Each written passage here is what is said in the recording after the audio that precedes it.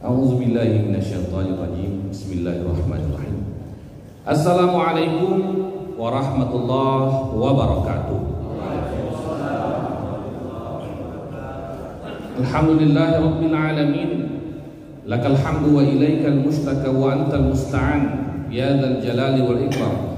Allahumma shalli wa sallim wa barik wa anim ala sayyidil mursalin Muhammadin sallallahu alaihi wasallam wa ala alihi wa sahbihi ajma'in, amma ba'du.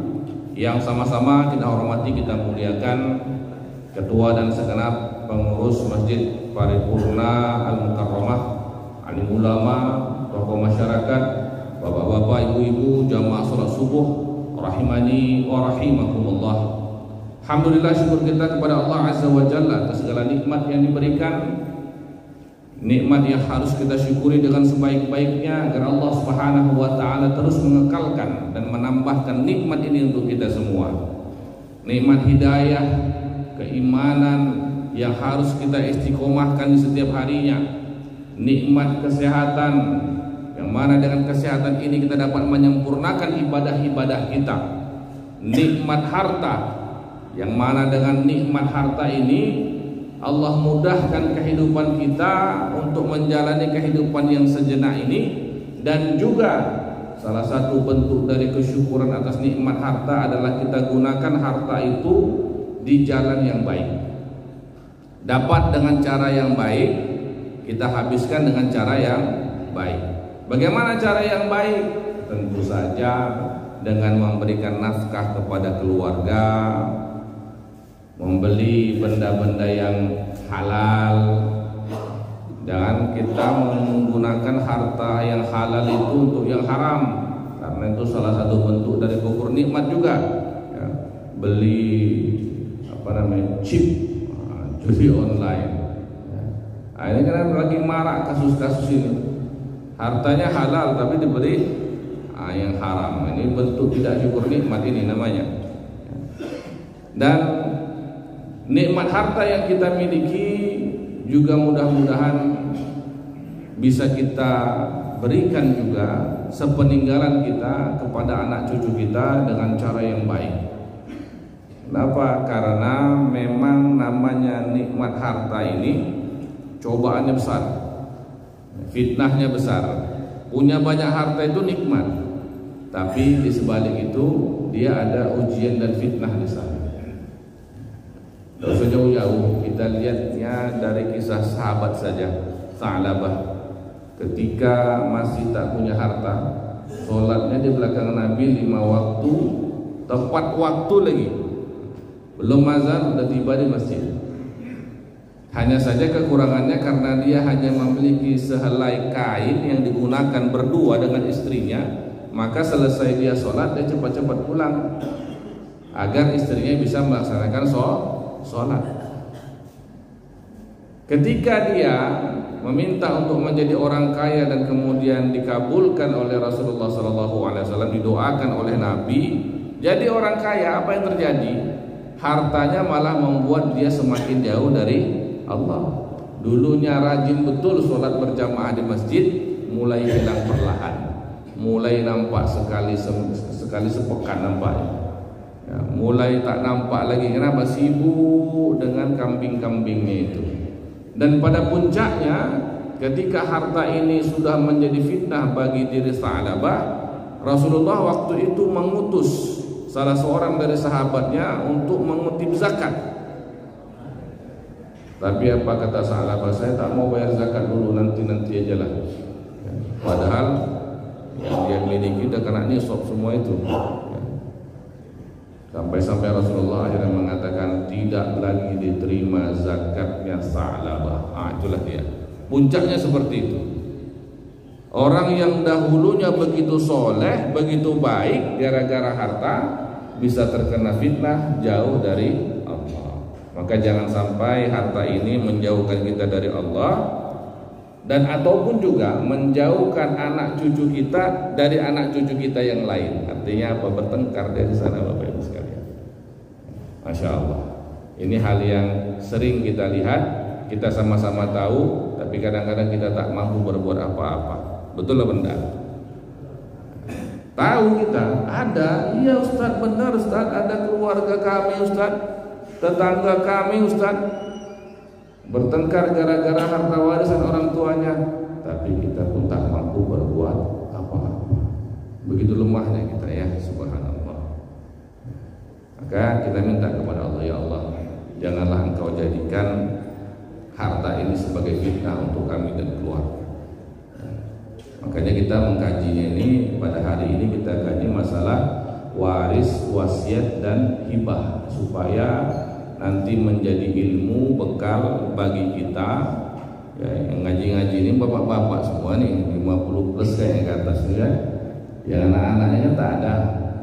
Nah, nanti udah dapat ilmunya dari sini, tularkan ilmu ini kepada anak-anak, itu tujuannya. Jangan bapak ibu simpan sendiri.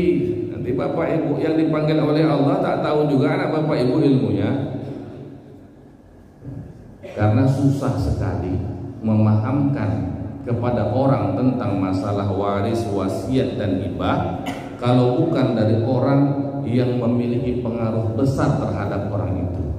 Anak paling besar pengaruhnya dari orang tuanya. Maka bapak ibu lah yang paling bertanggung jawab menyampaikan ilmu ini kepada anak-anak bapak ibu sekalian. Walaupun tak semuanya, tapi ringkasannya pun jadilah. Nah, itu dia.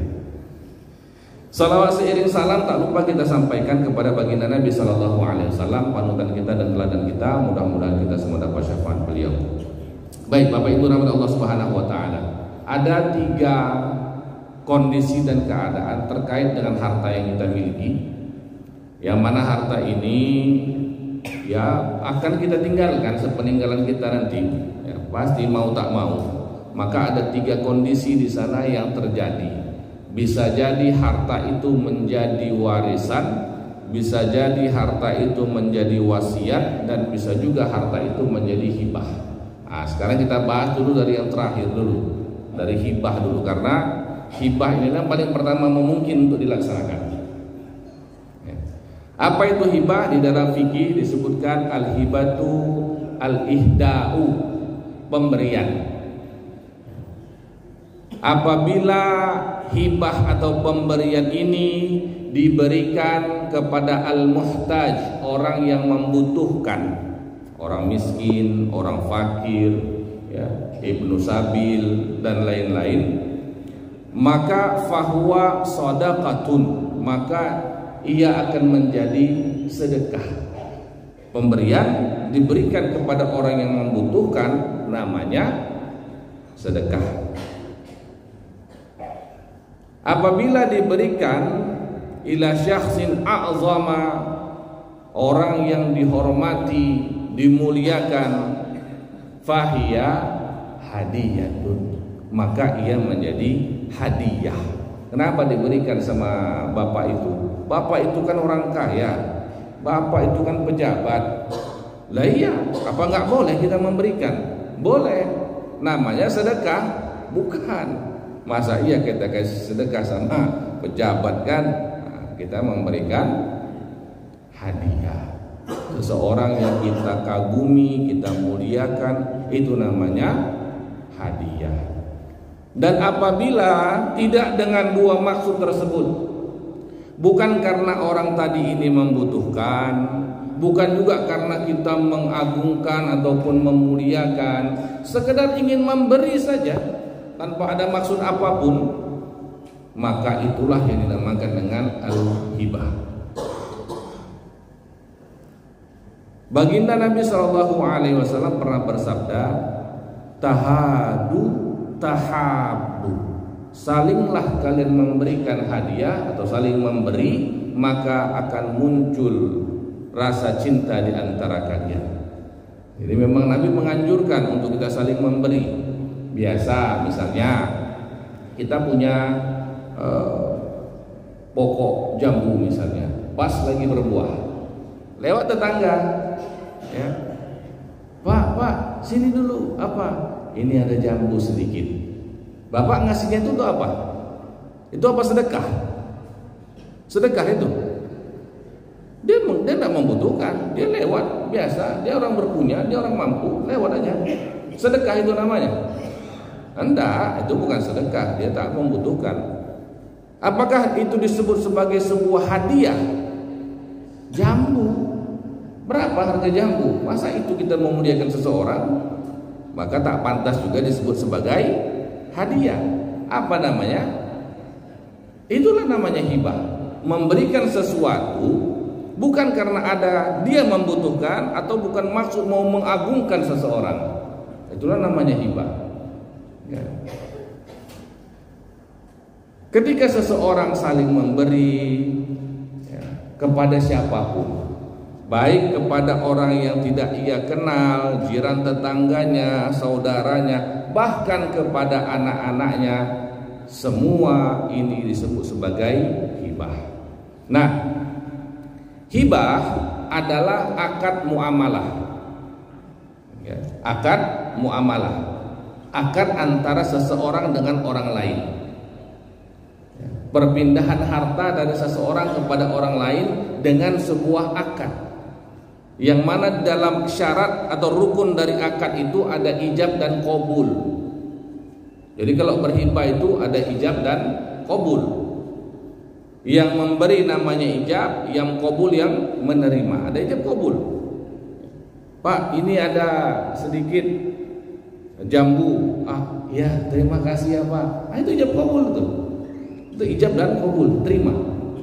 Ya, Pak, ini ada durian. Enggak usah, saya kolesterol tinggi. Berarti tidak terjadi ijab dan qabul. Ijabnya ada, qabulnya tidak. Maka tidak terjadi perpindahan itu. Durian tadi yang mau diberikan satu truk itu, satu truk memberikan itu tidak jadi hibah. Kenapa? Tidak diterima oleh orang tadi. Orang yang tadi kemudian misalnya, kenapa nggak diambil aja ya tadi ya? Udahlah, saya ke sana langsung ambil aja sendiri. Oh, nggak bisa lagi. Kenapa? Tadi Anda sudah menolaknya. Tidak terjadi perpindahan kepemilikan, nggak boleh Anda ambil lagi. Kenapa dia ambil lagi Pak? Tadi kan dikasih, itu tadi ijab dan qabul yang ada. Saya berijab, Anda tidak qabul, maka tidak terjadi hibah. Itu bentuk sederhananya. Bentuk yang lebih konkret dan paling sering terjadi di dalam keluarga adalah pemberian orang tua kepada anaknya. Bapak Ibu pernah berhibah sesuatu kepada anak-anak? Pastilah ya kan, ngasih uang. Misalnya dia butuh kan, ini anaknya sudah besar, sudah berkeluarga, ya, sudah berkeluarga, ya ambillah itu di tanah di belakang itu, bangunlah rumah di sana, ya, biar tidak susah kalian cari-cari tanah, cari rumah lagi.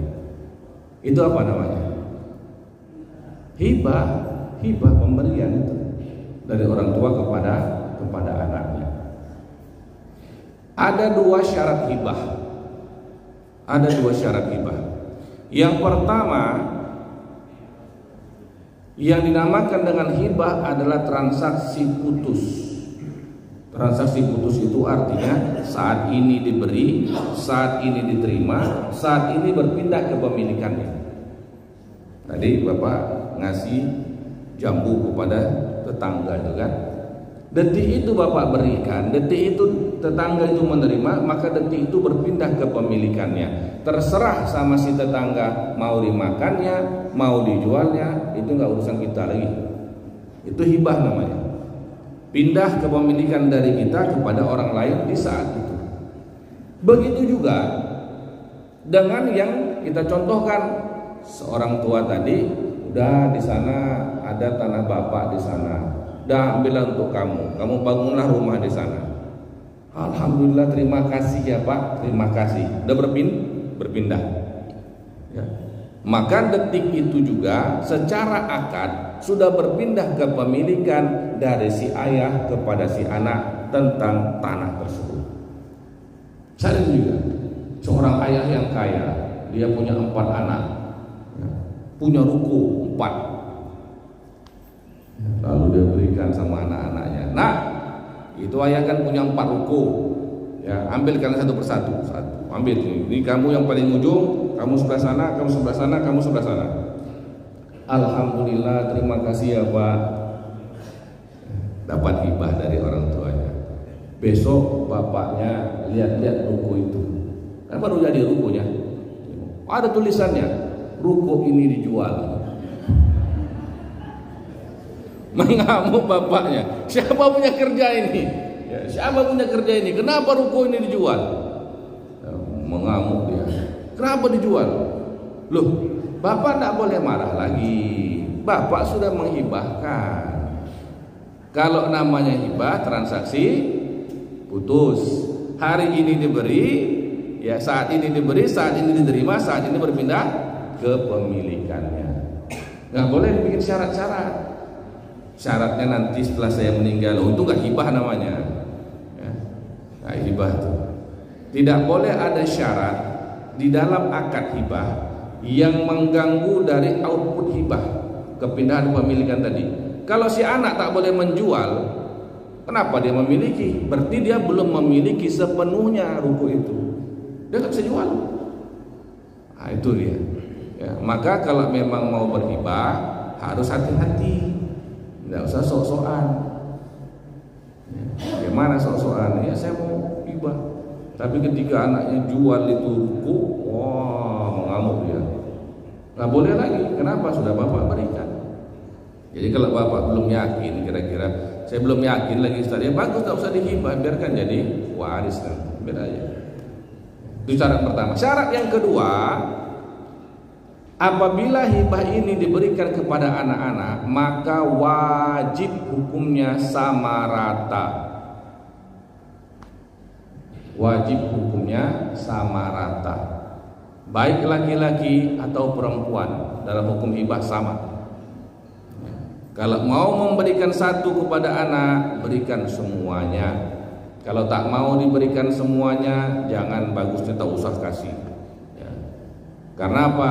Zolim, Pak.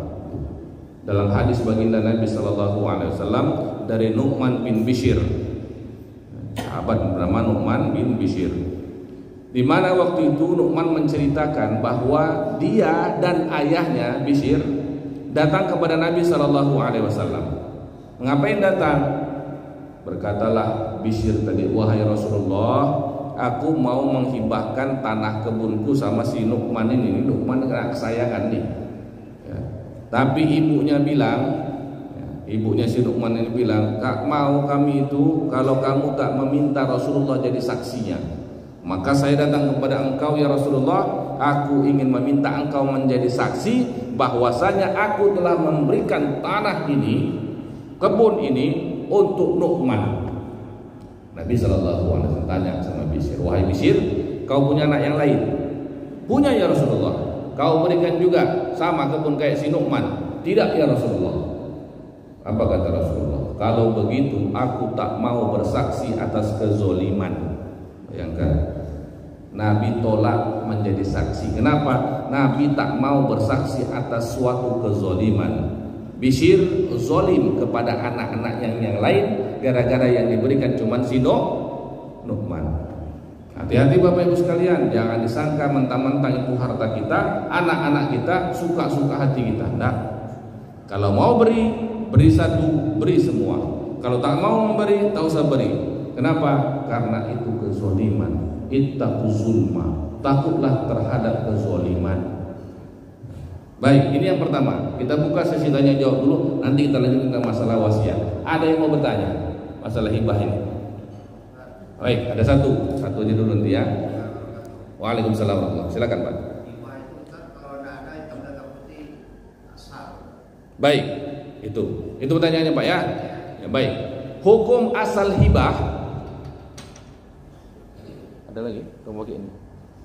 Hukum asal hibah adalah akad bil lisan, sama seperti akad muamalah yang lain. Hukum asalnya dengan lisan.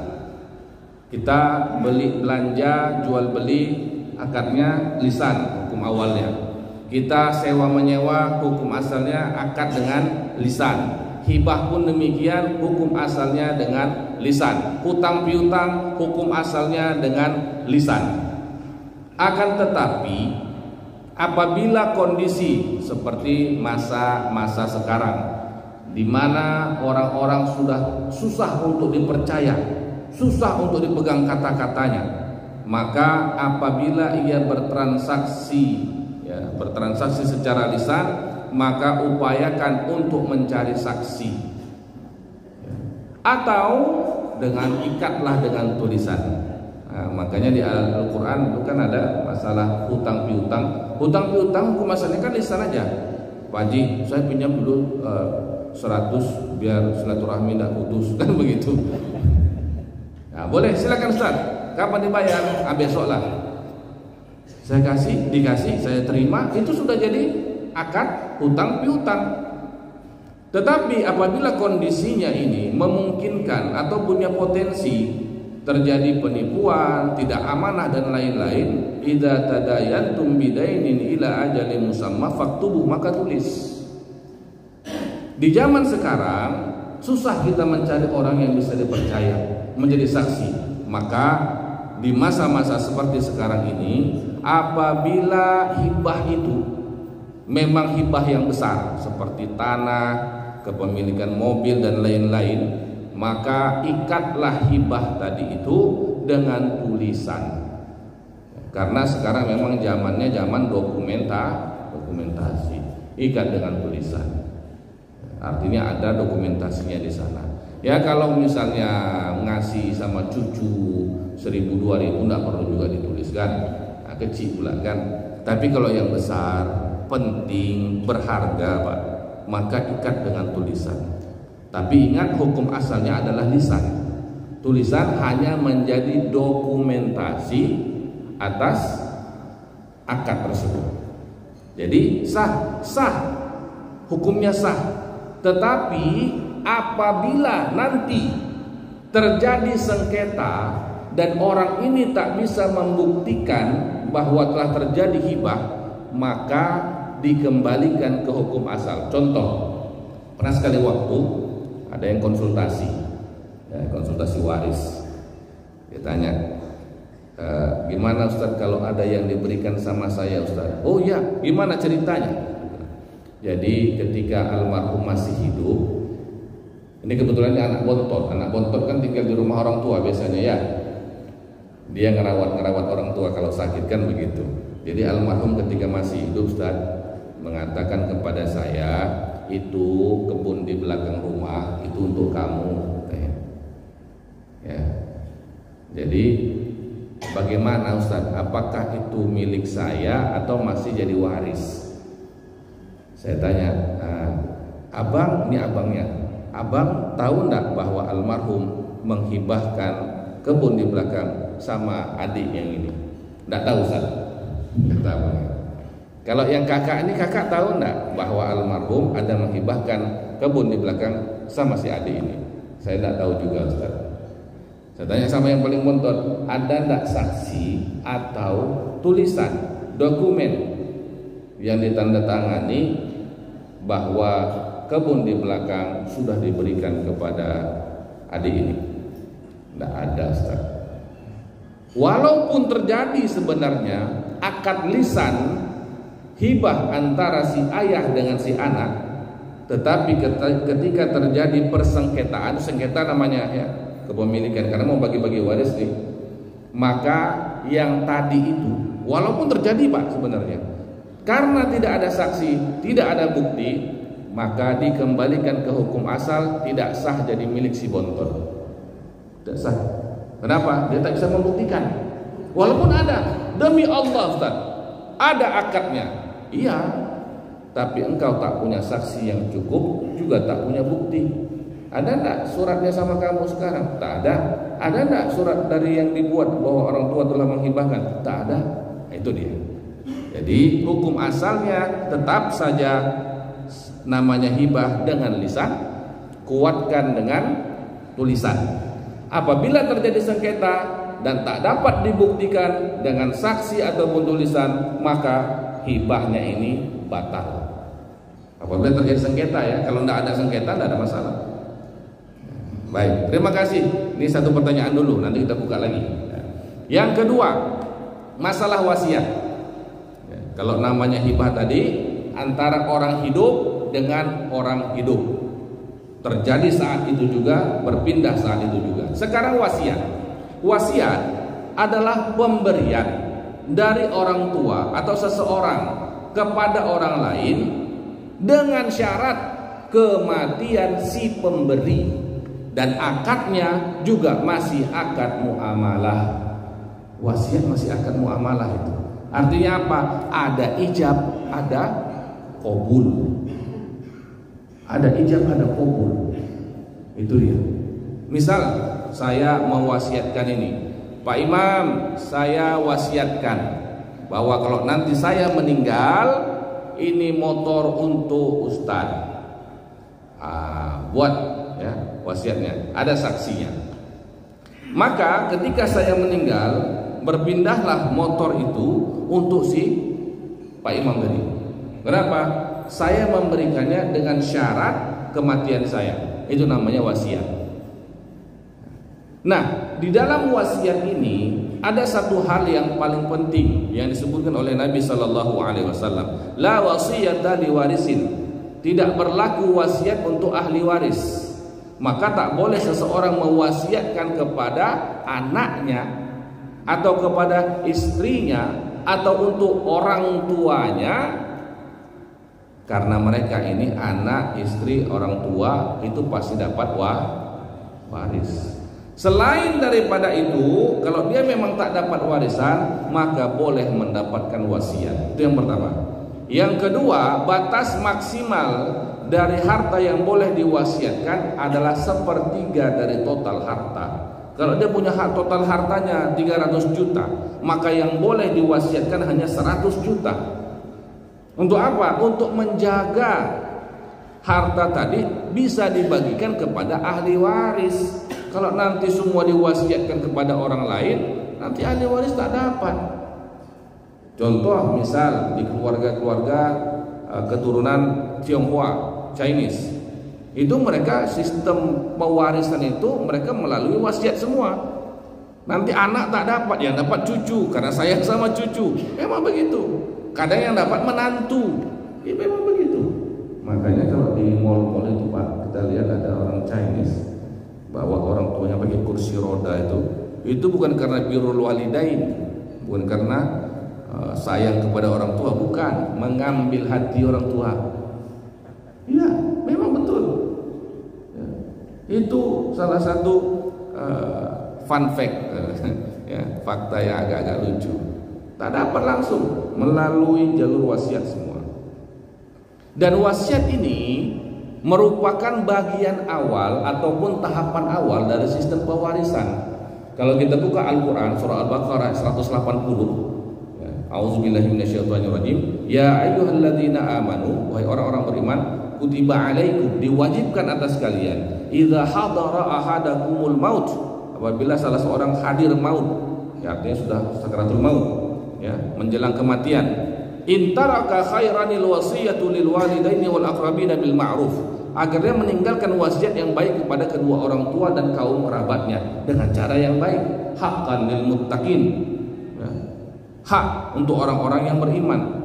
Sebelum turun ayat waris yang berlaku zaman dahulu terkait dengan harta yang dimiliki seseorang sebelum mati, memang dia wajib untuk mewasiatkan. Wasiatkan untuk orang tuanya, orang tua saya dapat ini ya, anak saya dapat ini ya, saudara saya dapat ini ya. Dulu wajib seperti itu. Dulu wajib. Ya. Makanya kenapa? Karena dulu memang yang menjadi kebiasaan di dunia pada masa itu ya seperti itu. Makanya orang-orang Chinese Tionghoa itu kan memang seperti itu. Mereka tak ada pembaruan dari hukum waris kan, masih seperti itu. Ya masih seperti itu. Di India seperti itu. Pewarisan itu melalui jalur wasiat semua. Ya, siapa diwasiatkan, siapa diwasiatkan, siapa diwasiatkan. Di dalam hukum Islam, ketika nanti turun surah Al-Baqarah, surah An-Nisa ayat 11 ayat 12, maka ayat tentang wasiat tadi itu dinasakh, artinya dihapuskan hukumnya, berubah beralih menjadi hukum waris. Jadi tak boleh lagi la wasiyata liwarisin, dikuatkan oleh hadis Nabi tadi, ya. Maka hukum asalnya seperti itu, ya. Jadi wasiat dulu berlaku dulu. Baik di dunia maupun di dalam hukum Islam itu berlaku. Pokoknya kalau udah mau meninggal sakit wasiatkanlah. Ya, berapa? Terserah.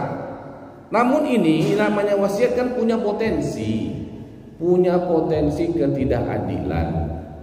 Sayang dia lebih kepada anak perempuan yang paling kecil, tentu dapat lebih banyak.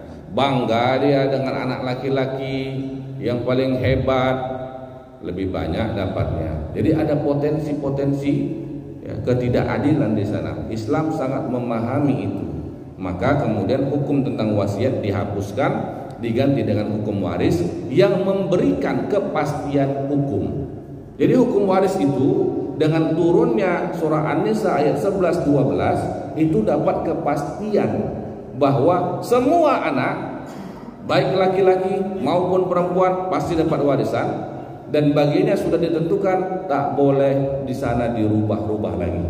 Ya, kita buka surah An-Nisa ayat 11 ayat 12. Dan Allah Subhanahu wa taala mengikat dua ayat ini dengan dua ayat sesudahnya. Ayat yang ke-13, tilka hududullah. Tilka itu maksudnya mana? Hukum waris yang 11-12. Merupakan ketentuan hukum dari Allah. Wa may yuti'illaha wa rasulahu, siapa yang mentaati Allah dan Rasulnya terkait dengan harta waris tadi, hukum-hukum waris tadi, yudkhilhu jannatin tajri min tahtihal anhar, akan dimasukkan ke dalam surga yang mengalir di bawahnya sungai-sungai. Ya. Khalidina fiha, kekal di dalamnya, wa dzalikal fawzul azim, dan itu adalah kemenangan yang besar. Makanya kalau kita laksanakan itu masuk surga kita apa? Nggak main-main. Kenapa? Karena sulit melaksanakan hukum waris itu. Tantangannya besar. Ya, tantangannya besar. Boleh? Sedikit lagi, ya. Kita tuntaskan, nanti kita buka tanya jawab. Siapa yang tak mau taat? Buka di ayat 14. Tadi 13 kan? Yang ke-14-nya. Wa may ya'sillaha wa rasulahu. Siapa yang tak mau mentaati Allah dan Rasulnya?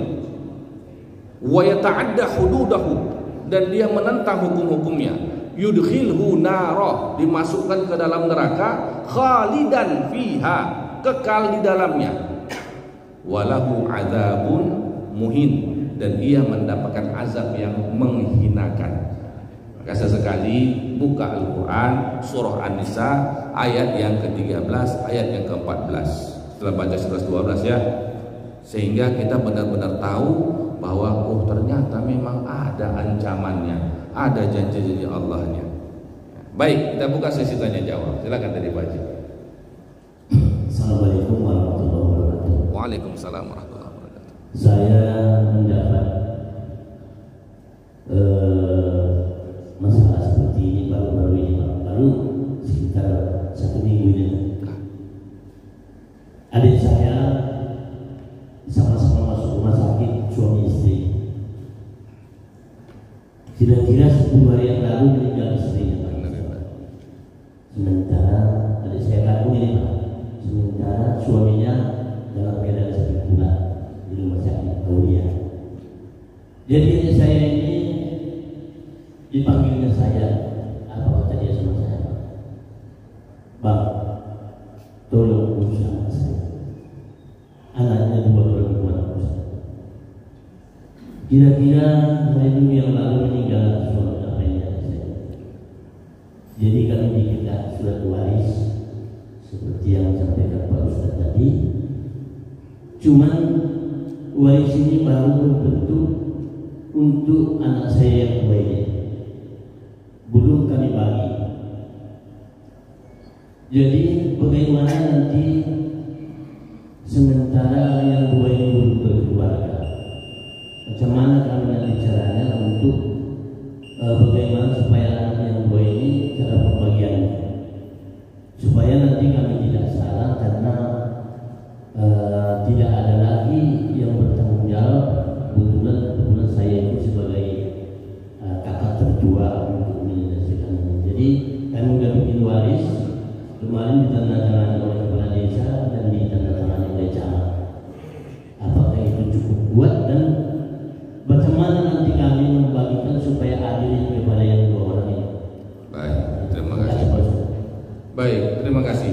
Pertanyaan bagus sekali. Jadi begini, kalau yang menjadi ahli waris itu adalah 2 orang anak perempuan, maka di dalam surah An-Nisa ayat ke-11, ya, kedua anak perempuan ini mereka dapat bagiannya berapa? 2/3, sulusani. Ya. Sulusani, 2/3 harta. Jadi mereka berbagian sepertiga, karena 2 orang kan, sepertiga. Lalu sepertiganya ini kemana tersisanya? Sepertiganya itu merupakan hak dari masih ada orang tuanya, orang tua almarhum masih ada, nggak ada lagi. Tinggalnya saudara-saudaranya yang ada kan? Saudaranya. Maka itu untuk saudaranya. Ya.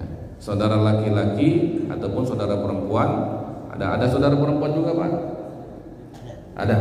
Maka saudara laki-laki dan saudara perempuan itu mendapatkan asobah, sisa sudah sepertiga harta almarhum tadi. Ya, dapat sepertiganya. Dan dari sepertiga itu berbagi lagi antara laki-laki dengan perempuan. Di kalangan saudara ini laki-laki dapat 2 bagian lebih besar daripada perempuannya. Kenapa yang saudara dapat juga Ustaz? Itu kan harta masih ada anaknya 2 orang perempuan, kan begitu Pak? Karena saudaranya inilah yang kelak akan menjadi wali dari si anak perempuan. Betul enggak? Kalau nanti anak perempuan ini mau menikah, siapa kira-kira walinya Pak? Ya kan? Jangan perkara harta waris diam-diam aja. Ya, perkara mau nikah sibuk saudaranya dibuat. Nah, ini karena saya juga di KUA tahu betul saudara itu paling susah untuk jadi wali itu. Yang adalah sibuk lah, tak bisa datang lah dari sumber lah, yang ada inilah. Kenapa? Sebenarnya masalahnya satu itu. Ketika dulu meninggal orang tuanya dari anak ini anak perempuan semua nih, si saudara tak dilibatkan dalam masalah harta waris. Giliran untuk menikahkan, ya. Makanya Allah yang maha tahu, maha bijaksana memberikan sebahagian dari harta itu kepada saudara-saudara almarhum yang akan nanti menjadi paman dan bibinya, agar paman dan bibi ini peduli kepada si anak yang malang tadi. Kenapa? Dia akan teringat, saudara saya meninggal, saya dapat pula hartanya. Padahal masih ada anaknya, kasihan juga. Dapat harta itu bukan untuk dihabis-habiskan sebenarnya, tapi jadi pegangan ketika nanti si anak ini menikah. Tidak perlu sibuk si paman dengan bibinya ini untuk keluarkan uang sendiri. Inilah dari bibi ya, ini dari om ya. Dia bisa ngasih kan? Kasih inilah. Tapi nggak pakai uang sendiri. Kenapa? Uang dari sana sebenarnya. Tapi dalam pandangan si anak yang 2 ini, alhamdulillah, paman sama bibi saya peduli betul sama saya. Mengikat antara si anak tadi dengan paman dan bibinya, hormat dia, dengar dia apa kata paman dan bibinya tadi. Nah, itu hikmah. Nah, kemudian Ustaz, apakah kami harus bagi-bagi terus semua? Itu bagi warisnya sudah selesai. Itu namanya berbagi waris. Adapun tata cara pelaksanaan pembagian, namanya teknis pembagian waris, itu dirembukkan keluarga. Bagaimana baiknya harta ini? Dia ada mobil, ada tanah, ada rumah. Mau dijual, kasihan nanti mereka mau tinggal di mana. Ya sudah, yang penting kita sudah tahu bagian-bagiannya, biarkan dulu sampai nanti mereka mau nikah. Ya. Kalau nanti diperlukan memang dijual, jual. Baru nanti hasilnya berikan kepada hak mereka. Nah, begitu dia. Yang namanya bagi waris itu di atas kertas Pak, Bu. Kita inventarisir apa saja harta warisnya, kita lihat siapa jadi ahli warisnya, berapa bagian warisnya. Inilah yang namanya pembagian waris. Di atas kertas tuh, bukan harus jual-jual semua, bukan. Kadang-kadang orang takut, apalagi ibu-ibu. Nanti kalau bagi waris Ustaz, kami dapat cuma 1/8 Ustaz, di mana kami tinggal? Takut ibu-ibu nih. Padahal bukan itu. Di atas kertas kita tuliskan berapa, apa saja aset-aset waris almarhum. Siapa yang jadi ahli waris almarhum? Berapa dapat bagian orang-orangnya di sini? Ah, itulah dia. Masalah teknisnya rembuk keluarga. Mau kita jual tak? Nggak usah lah. Ya nggak usah aja, nanti aja lah. Kapan-kapan aja lagi kalau butuhkan. Udah. Jadi siapa yang pakai? Ah udahlah, rembuk-rembuk siapa pakai? Udahlah, abang yang tinggal di sana. Udah. Supaya jelas. Kalaupun nanti ada salah satu anak yang tinggal di rumah itu, jelas statusnya, dia numpang di atas harta yang sama-sama mereka warisi. Kalau enggak, kayak cerita-cerita yang sering kita dengar lah ya kan, mungkin bapak ibu pernah kejadian yang tinggal di rumah itu abang yang paling tua, kami segan pula untuk mengusirnya, mau dijual tak bisa, nanti dibilang kami mau tinggal di mana katanya. Gimana mau bilangnya? Ya terserah abang lah mau tinggal di mana, nggak bisa, kan? Tapi kalau dari awal dibicarakan siapa yang tinggal di sana, tapi bagian warisnya sudah ada, ini bang. Kasih nampak kan begitu. Jadi itulah gunanya secepatnya bagi waris. Ya, baik itu Pak ya. Terima kasih. Wah ini banyak yang bertanya ini. Baik ya, tadi yang sana sudah kita kesini dulu Pak ya. Kita ganti-gantian dulu. Mohon ada saya satu permohonan. Kalau kita bertanya di majelis sebaiknya jangan yang masalah pribadi. Ya, artinya saya, keluarga saya itu jangan ya. Buat permisalan orang lain aja ya, permisalan orang lain. Walaupun itu saya juga sebenarnya kan ya, orang lain lah pokoknya. Dan yang lain juga begitu menganggap bahwa yang bertanya itu bukan bertanya tentang dirinya sendiri ya. Kalau bertanya masalah pribadi, japri sajalah ya, japri jalur pribadi, WA saya atau telepon saya boleh, tenang saja, gratis ya, 0 rupiah. Silakan tanya Pak. Assalamualaikum. Saya punya kawan Pak ya. Dia bersaudara ada sekitar orang. Ya Pak. Kemudian saya sering diajak ke kebun dia. Oke. Jadi orang tua dia itu dia istri orang tua saya. Oke. Jadi di keluarganya saya suka Pak itu saya dengan saya ada anak. Oke. Aneh. Jadi dia bilang ini ambil tanah sana untuk kamu. Apa yang kamu begitu? Bilang sama anak-anaknya. Jadi 8 itu satu laki-laki, satu perempuan gitu. Dikasih tanah saya. Lalu kenapa mau Pak? Kenapa saya nggak mau? Saya kasih di dalam kehidupan dia dulu Pak. Pas-pasan itu. Anak itu nggak biasa juga walaupun tapi siapa tahu dengan anak laki-laki itu. Jadi bapaknya sayang ke saya itu kasih tanah. Ya, justru tanah yang dikasih sama saya itu dan di rumah sama anak sekarang gitu. Saya nggak masalah. Gimana untuk cinta itu? Baik. Tadi ketika si bapak itu menghibahkan, ini ambil tanah itu, bapak bilang apa? Tak usah mau. Ada ijab kabul di sana? Tidak. Iya. Walaupun ada saksi anaknya, kan bapak menolak. Artinya tidak ada ijab kabul, maka tidak terjadi hibah di sana. Tanah itu bukan milik bapak.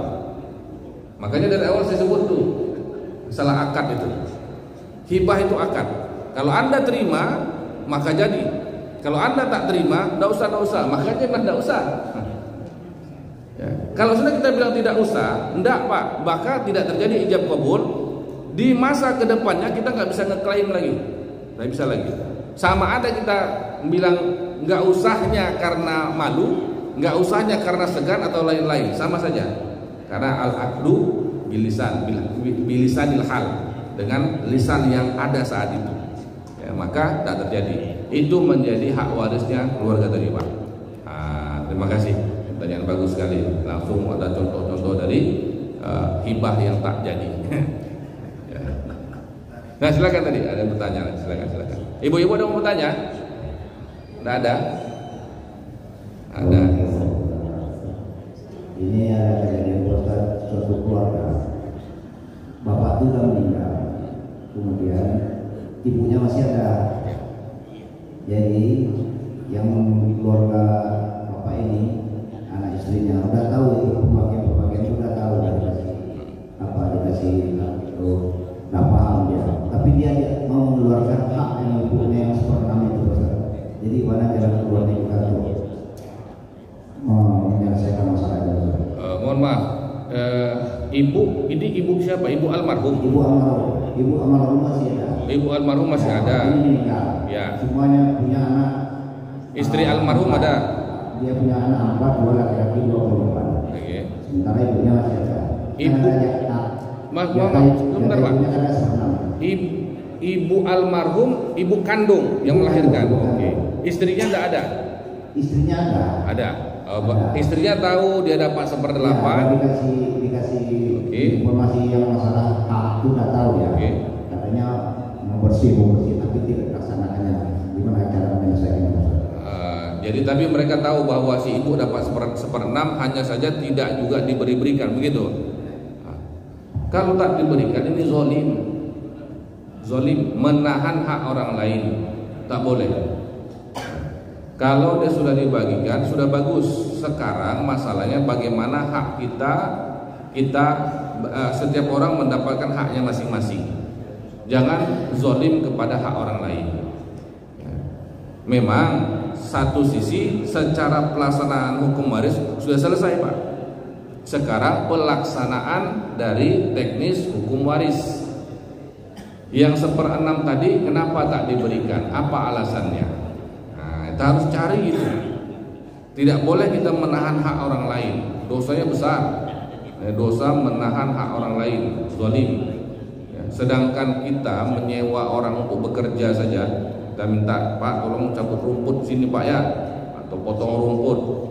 Kata Nabi apa? Janganlah kalian lupa memberikan ujroh, bayarannya sebelum kering lagi. Kan begitu. Kenapa? Haram hukumnya menahan hak orang lain. Kalau dia memang minta, maka harus diberikan. Bagaimana solusinya? Tentu harus rembuk keluarga ini difahamkan. Selain dari hukum waris sudah dilaksanakan, tapi jangan juga menahan hak orang lain. Haram hukumnya. Berikan apa yang menjadi hak si ibu yang 1/6 itu. Kalau memang ibu itu meminta. Tapi kalau si ibu tuh bilang ya udah nanti aja lah, enggak apa-apa. Sekarang ibu belum perlu juga, enggak ada masalah. Ya, enggak ada masalah. Ya. Allah ibu enggak butuh lagi itu apa ibu udah tua, udah nanti aja lah. Boleh. Ataupun dia bilang udahlah enggak usah lagi ibu, udah. Itu bagian ibu 1/6, ibu berikan untuk kalian semua.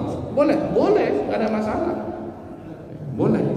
Nah, jadi ini memang perlu rembuk keluarga Pak kalau yang seperti itu. Bagaimana supaya bisa menunaikan yang 1/6 tadi. Ya, kalau memang si ibu itu menuntutnya, maka berikan 1/6 tadi. Ya.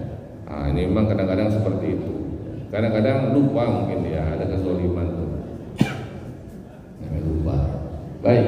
Dan mau bertanya terakhir, ibu-ibu ada mau bertanya? Tidak ada? Baik, kalau tidak ada kita tutup ya, kita tutup. Ya. Bahwa yang pertama di dalam harta kita Bapak Ibu sekalian ada milik orang lain. Selagi kita masih hidup, tunaikan kewajiban atas harta kita. Zakat kalau memang sampai nisabnya. Sedekah, infak apabila memang kita itu memiliki kelebihan. Ya, walaupun tidak sampai nisab tapi lebih lah ini kita. Berikan, itu kan ada hak orang lain dari harta kita. Apabila harta ini ingin kita wariskan kepada anak cucu kita, maka berikan kepada anak cucu kita ilmu. Ini yang paling pertama. Berikan kepada mereka ilmu, sampaikan, nak, kalau nanti ibu meninggal atau bapak meninggal, kalian jangan berebut harta. Cari orang yang faham tentang hukum waris, kalian jalankan hukum waris supaya bapak ibu tenang di alam baka sana. Maka kata-kata ini akan diingat terus sama anak-anak. Tapi kalau bapak ibu pula yang menyebabkan terjadinya kerusakan dalam hukum waris, nah kalian jangan bertengkar ya. Nanti kalau bapak ibu meninggal, kalian bagi semua sama rata. Ini anak susah dimasukkan lagi masalah hukum waris. Susah Pak, Bu, susah. Tapi Ustaz, orang tua kami berwasiat begitu Ustaz. Nah itu terus kata-katanya, itu terus diulang-ulang. Ya, padahal seperti itu. Ya, ada kriteria-kriterianya. Dan yang terakhir, semoga Allah Subhanahu wa taala menganugerahkan kepada kita hidayah dan juga kepada anak cucu kita, sehingga nanti sepeninggalan kita, anak cucu kita jangan bertengkar, jangan mereka berebut-rebut harta. Susah nanti kita ya di alam kubur sana dapat informasi, ya dikasih Allah informasi tentang keluarga kita. Ya Allah, bagaimana keluargamu berantem, harta waris. Kan kita mau buat apa? Nggak bisa datang lagi kita ke sana. Ya, jadi hantu, nggak ada cerita itu. Ya, nggak bisa lagi kita. Yang bisa kita ini menangis di alam baka yang ada itu. Maka ini menjadi bagian dari kaji waris kita. Terima kasih banyak dan mohon maaf pada Bapak Ibu, mana tahu ada kata-kata tidak pada tempatnya, tidak sopan. Ya. Maka kepada Bapak Ibu, ayahanda, ibunda, orang tua saya semua, saya mohon maaf yang sebesar-besarnya. Dan kepada Allah sama-sama kita mohon ampun. Mari kita tutup dengan doa kifaratul majelis. Subhanakallahumma bihamdik, asyhadu an la ilaha illa anta, astaghfiruka wa atubu ilaik. Assalamualaikum warahmatullahi wabarakatuh.